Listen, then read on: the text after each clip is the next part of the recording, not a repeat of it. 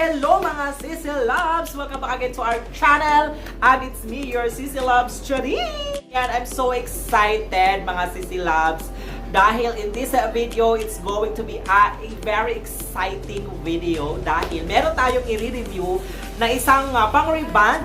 Pang-reband na ito ay yung sinasabi nilang 3-in-1 na wala na daw neutralizing cream na ginagamit or gagamitin dahil isang product na lang po ang gagamitin natin. And marami kasi ang nagsasabi na maganda daw ang product na ito at meron din mga nagsasabi na hindi daw maganda ang product na ito. So gagawa natin ito ng review ngayon. Itong product na ito, pag ito daw ang ginamit nyo ay magiging more efficient, magiging mabilis ang paggawa, pag-process ng reband natin dahil ayun nga, wala na maraming process na gagawin dahil i-apply mo lang siya din, paplansyahin, ayun, tapos na agad. Wala pang 2 hours, matatapos na agad ang nire-reband natin. So, kung ganun kabilis ang reband natin, ako, yayaman tayo niyan. Charot!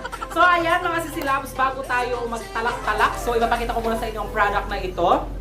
Ang i-review natin ay itong Carcel Maca Care System, mga Sissy Loves, yung 3-in-1 na pang-reband na isang product lang ito, mga Sissy Loves. Wala nang set A, wala nang set B, kundi isa lang. Kumbaga, ito na, nandito na lahat, all-in-one. Nandito na yung strengthening cream at saka yung neutralizer. Kumbaga, pinagsama na. And by the way, mga Sissy Loves, nabili ko pala ang product na ito sa Shopee. At nagkakahalaga po ito ng 1,000 pesos. Ayan, disclaimer, this is not a sponsored video.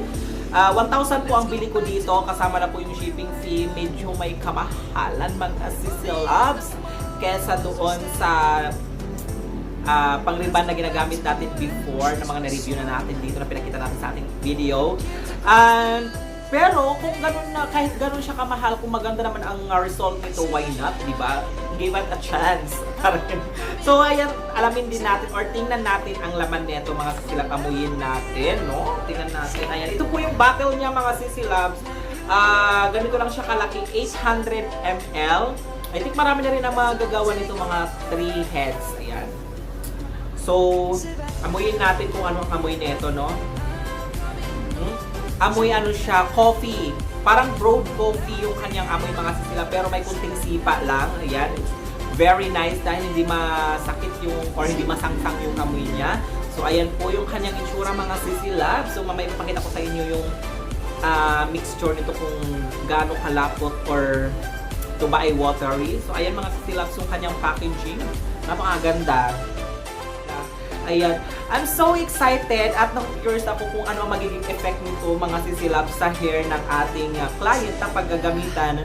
And hindi ako sure, mga Sissy Loves, ito ba ay effect or ano ang kalalabasan o magiging outcome ng ating gagawin na reband dahil first time kong gamitin ito, mga Sissy Loves, 3-in-1 dahil alam nyo naman na ang ginagamit natin na reband ay yung traditional na rebanding na merong number 1, tapos paplansyahin, tapos apply ng number 2, yung neutralizing cream, then babanlawan, tapos yun. Kumbaga, yung pangmatagalan na reband or matagal na process na ginagawa. Ito kasi, parang mabilisan lang ito, mga Sissy Loves, parang matatandaan nyo, yung relax, yung straight na sinasabi, parang ganun ang process. Pero ito daw ay rebanding, so bahala na, mga Sissy Loves.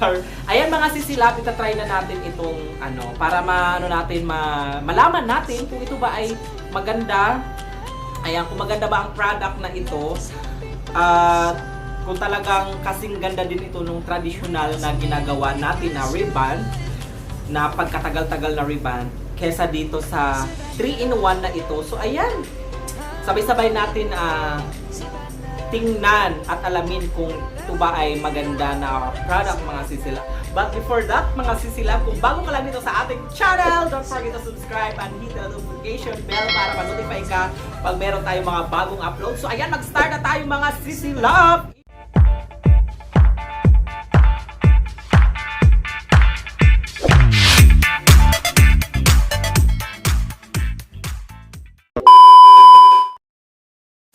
So, before tayo mag-start, mga Sissy Loves, i-prepare muna natin ang ating gagamitin na product, itong Carcel na 3-in-1. Ilalagay po natin dyan siya sa ating bowl.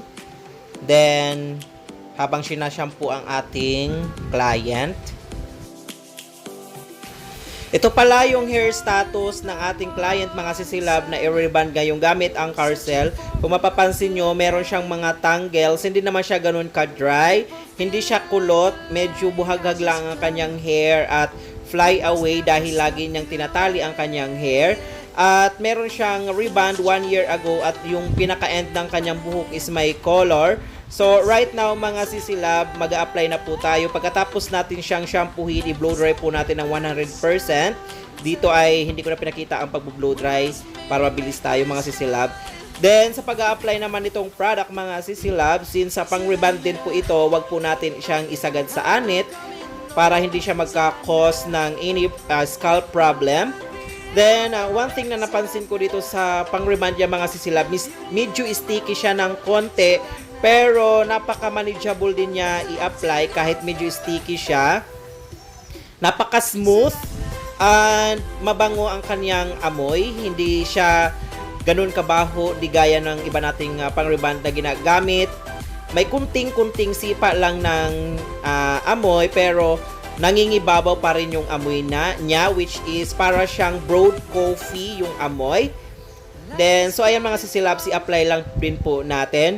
Siya nga pala mga sisilabs doon sa instruction or sa description ng pang-reband na ito, nakalagay doon na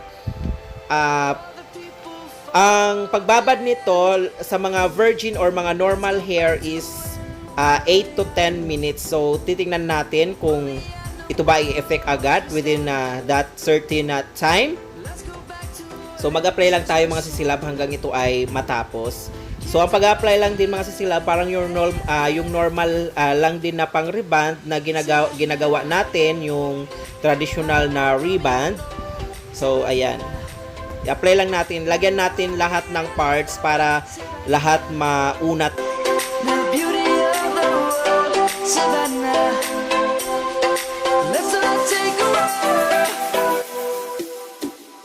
Savannah, I'm coming home. Savannah, we'll never be alone. Savannah, the beauty of the world. Savannah, let's all take a walk.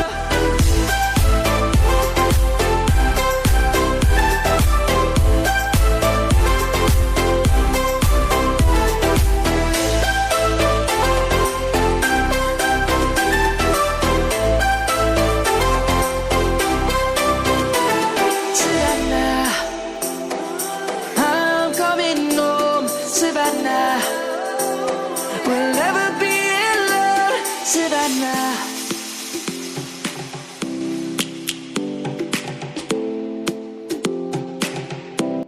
So after natin mag-apply mga sisilab ng rebanding cream, ibabad natin ito ng 10 minutes kasi nakalagay doon normal hair is 10 minutes muna siya nating ibababad. Then babalikan natin siya within 10 minutes. In the morning sun, searching for...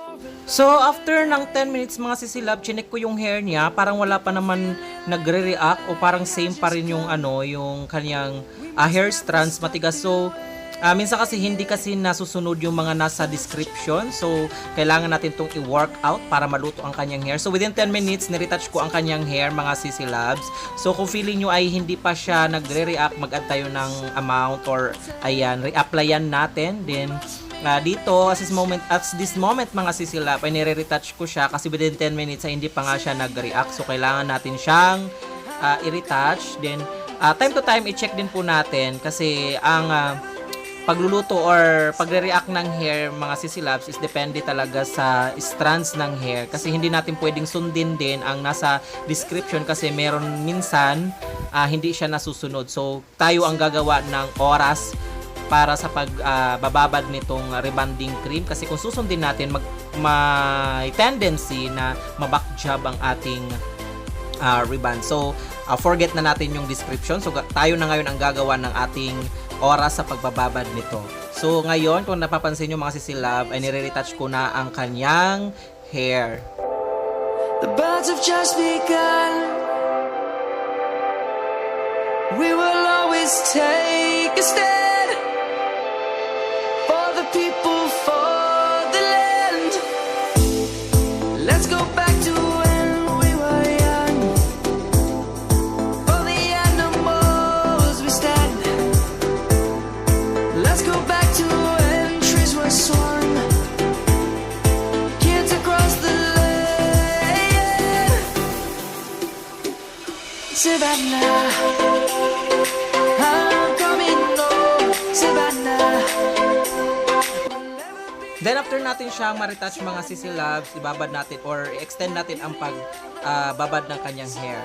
Actually mga sisi loves, nakaabot talaga ako na mahigit 1 oras nagbabad dito. Then after more than 1 hour, ayan, nag-hair testing ako at nakita ko na medyo nagrarabirize na ang kanyang hair. At ayun, kung mapapansin nyo, ay medyo nangunguluntoy na. So this time ay luto na siya. Ayan, babanlawan na natin yan mga sisi loves. So this time mga sisilabs, na banlawan ko na din po ito. Binanlawan ko lang ng maigi at hindi ko na shinampu dahil nakalagay sa description na hindi na siya shampoohin at i-rinse lang siya ng maigi. At pero naglagay na rin ako ng hair treatment dyan mga sisilabs, yung Sakura Deep Conditioning Treatment na ginagamit natin para ma-make sure na magkaroon din siya ng extra shine and soft, para dahil ang treatment ang magbibigay ng softness sa ating hair. So maglagay kayo ng any treatment mga sisilab. So ayan, binoblower ko na siya dito mga sisilab at napansin ko na kumintab yung kanyang hair, pero titingnan natin kung nag-straight ba talaga ang kanyang hair gamit ang pang-rebond na ito na 3-in-1 ng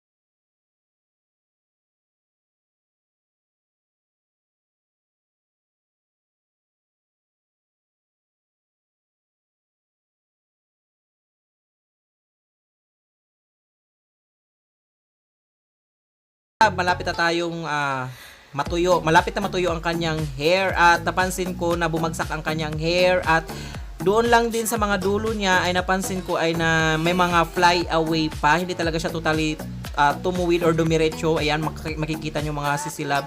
Meron siyang fly away at meron siyang mga kunting mga tangles. Ayan, pero napaka-soft ng kanyang hair at napaka-shiny. So, ayan, paplansyahin naman po natin yan. Sana nga lang, pag nabanlawan niya ay ganyan pa rin ang kanyang hair lalo.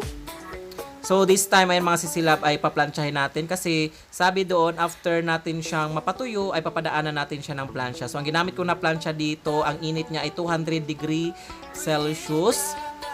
Then, kung makikita nyo ay parang natural lang din ang bagsak ng kanyang hair na totally talaga na pinong-pino ang pagkakabagsak, yung pagkakabanded ng hair, unlike doon sa traditional na ginagawa natin, yung mga nakita nyo sa aking mga previous reband, yung dating mga yung traditional na ribbon na ginagawa natin ay talagang pino pagkatapos niyang mapatuyo. Pero dito parang natural lang siya, naka-volumize.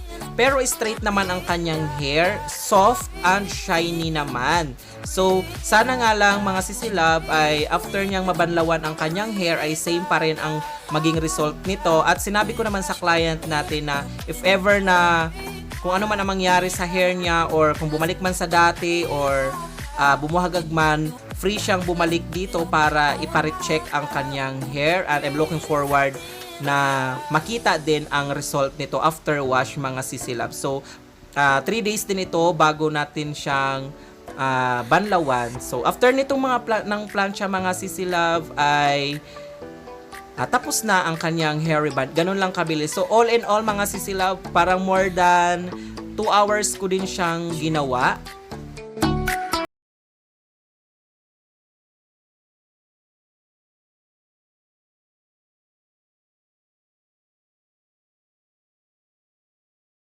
Ang kanyang outcome mga sisilab sa normal hair, and I'm looking forward na magamit din ito sa mga treated hair kung ito ba ay kaya din ng gamot na ito sa treated hair. And para sa akin, recommended ito para sa mga gustong magpariband ng ayaw nila ng super flat, kasi hindi siya ganun ka talaga pinong-pino ang outcome niya, unlike do sa traditional na ribbon na ginagawa natin. So marirecommend ko siya.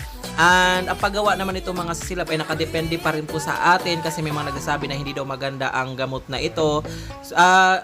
Para sa akin okay naman siya, nasa atin lang talaga ito kung paano natin siya i-workout. Pero hindi ko rin siya magagamit everyday use or sa mga client ko talaga mga sisilab, dahil hindi ako 100% na nasatisfied mga sisilab, dahil nagkaroon nga siya ng fly away yung mga dulo. And mas sanay pa rin ako mga sisilab doon sa traditional na rebanding. Kahit na matagal siya, at least parang masasatisfy ka sa gawa mo, dahil makikita mo talaga yung result ng ginawa mong reband. So ito na yung final touch niya mga sisilab. At ano ang masasabi nyo kung na-experience nyo na ang ganitong uri ng pang-reband? Mag-comment kayo sa ating comment section. At kung meron kayong mga suggestions, recommendations, mag-iwan lang kayo sa ating comment section. At hanggang dito na lang ang ating video ito. Maraming salamat. This is Chading saying I love you all and God bless you all. See you on our next video. Bye!